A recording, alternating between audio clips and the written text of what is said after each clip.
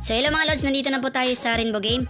And kung gusto niyo po mag-install pa nito mga lods ay nandyan po yung link nito sa ating description box below. So ayan nga po, so i-click niyo po yan para po makapag-install kayo sa application na to at ma-redirect kayo dito. So once na na-open niyo po yung Rainbow Game mga lods, ay ito po yung makikita ninyo. Okay, so una dito mga lods, i-click po ninyo itong account. Okay? Dito nga po mga lods, ay para po tayo makapaggawa ng account, ay una dito, i-click po natin itong register now. Okay, so ito po siya mga lods, ay login section po ito. So dito nga po ay i-click natin itong register now. Okay, so dito mga lods, ay bale, makikita natin dito yung phone number, password, referral ID, at saka OTP.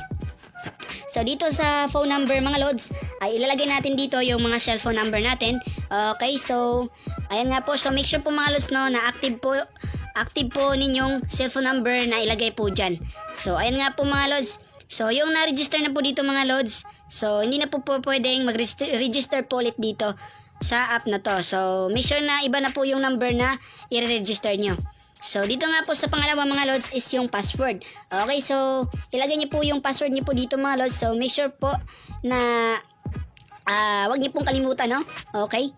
And then ay direct na po ninyo i-click itong send. Okay?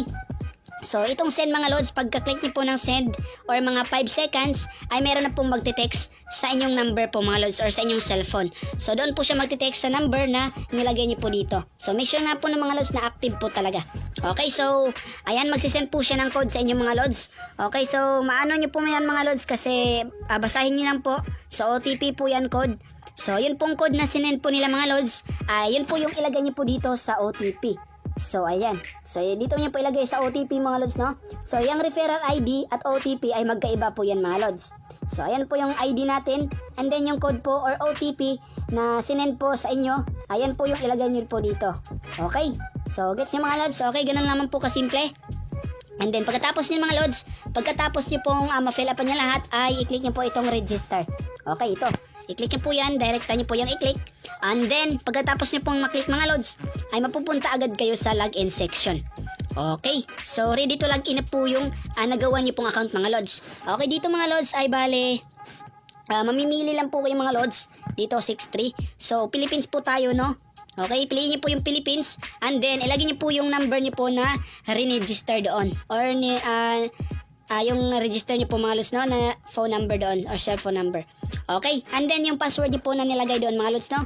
So make sure na hindi niyo po nakalimutan yung password niyo. And then pagkatapos ay i-click po itong remember. So make sure na check po yan mga lods. And then pagkatapos niyan ay ready na nga po kayong pumasok sa application. So i-click niyo po 390. So tingnan natin mga boss, skip lang po muna tayo ng mga 3 to 5 rounds, ano? Then tingnan natin kung alin nga po yung madalas manalo dito, no? So take note, wag nga po kayong mag-all in kasi kailangan nyo nga pong mga 3 to 4 na bet dito. So merong naunang red chip sa dragon, so tingnan natin. So yun mga boss, ibig sabihin nga po is effective, ano? Kung saan nga po merong nagbe-bet na 100 pesos or 50 pesos na nauna, yun nga po yung madalas tumama, no? Pero hindi rin po siya palagi, ano? Minsan nag-error din siya, siguro 3 win streak, then isang talo nga po, then again 2 win streak na naman, and then isang talo, no? Kaya wag nga po kayong mag-all in dito. Dapat meron din nga po kayong risk management at control nga po sa pag-bet, ano? Bet strategy. Meron din po kayo dapat ng ganong technique, hindi lang nga po tricks sa pag-bet. Dapat meron din kayong bets strategy at control your emotion nga po para makapag-cash out talaga kayo everyday dito kay Rainbow Game. So last na to guys, tingnan natin kung alin yung tatama. So wala pang nagbibet na red chips dito. 4, 3, 2. So merong nagbet dito guys na 500. So 300 tayo dito sa Tiger, sabayan natin yon. 8 and then 8. Sayang nagtay dito mga boss, panalo sana yon. Alright, kasi meron ditong nagtaya ng red chips eh. Then pink chips ba yon? Medyo nalito tayo dun pero sinabayan na lang natin. Then, wait ulit tayo dito mga boss. So, yon 5. So, mayroon na 50 pesos tayo dito sa tay kasi baka magpatong siya ng tay eh. Then, may nag 500 dito. So, merong naunang pink chips, syempre dito tayo sa Tiger mga boss. Merong naunang pink chips. So yun, alas. Then 4, di ba? Panalo na naman tayo dito mga boss. Ibig sabihin nga po is effective yung tricks natin. Pero di natin alam kung hanggang ilang beses nga po yan sunod-sunod na mananalo. Kaya kailangan din po tayong bet strategy. And then make sure guys, bago nyo lalakyan yung taya nyo is sisiguraduhin nyo na mataas yung win rate na tatama yung round na yun. Then, so, merong tumaya guys ng red chips sa Tiger dito, ano? So, sayang di tayo nakaabot dito mga boss. Tingnan natin. Kasi may humabol na 500. So, buti na lang mga boss, hindi tayo nagbet dito sa Tiger. Kasi nga po, merong humabol na 500. Siguro, player yon kaya yun, talo yung Tiger.